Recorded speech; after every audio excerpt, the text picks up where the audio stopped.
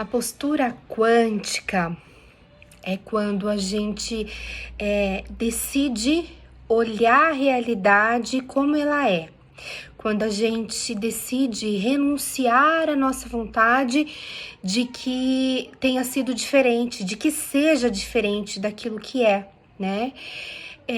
Isso faz com que a gente esteja em sintonia com a vida. Estar em sintonia com a vida é dizer sim para a vida como ela é agradecer a vida como ela é. E isso produz um salto quântico em nossas vidas, isso produz a cura, né?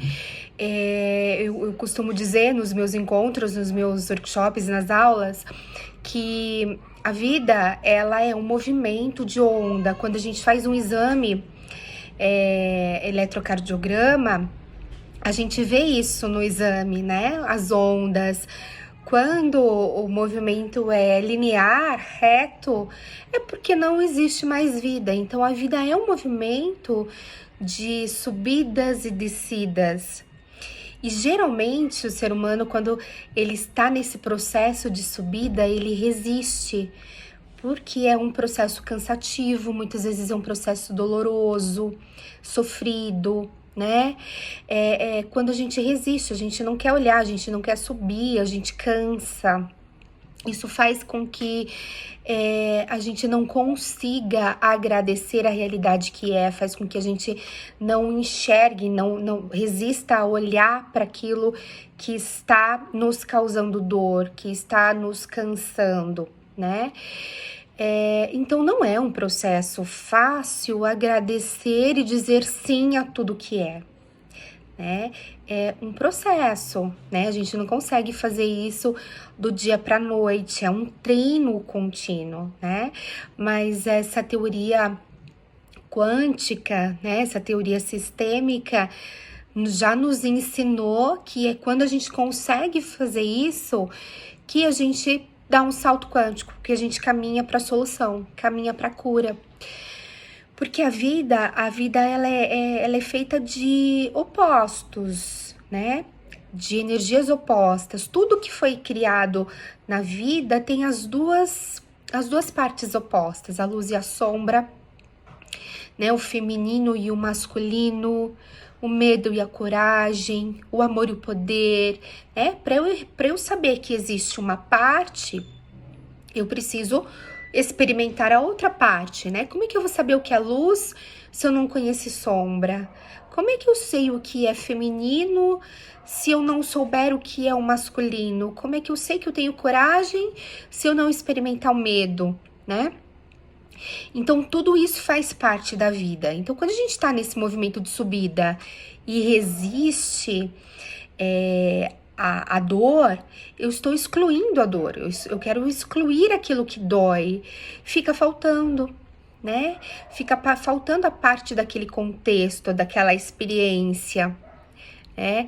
E essa falta vai agir em mim como um desequilíbrio, porque realmente, quando falta uma parte, acontece o desequilíbrio, né? E faz com que eu me desconecte, não esteja em plena sintonia com a vida. Então, o movimento que produz a cura é quando eu consigo integrar essas duas partes opostas, né? Estar nessa inteireza, estar nesse equilíbrio. Aí eu produzo a cura, né? O sim e o agradecimento são forças do campo, né, e do centro vazio, né, que é esse campo de infinitas possibilidades, são forças que curam as ordens do amor, curam as nossas vidas, né? Daqui a pouquinho a gente vai falar, tem um tópico aí nesse curso que a gente vai falar sobre as ordens do amor, sobre as leis sistêmicas, né?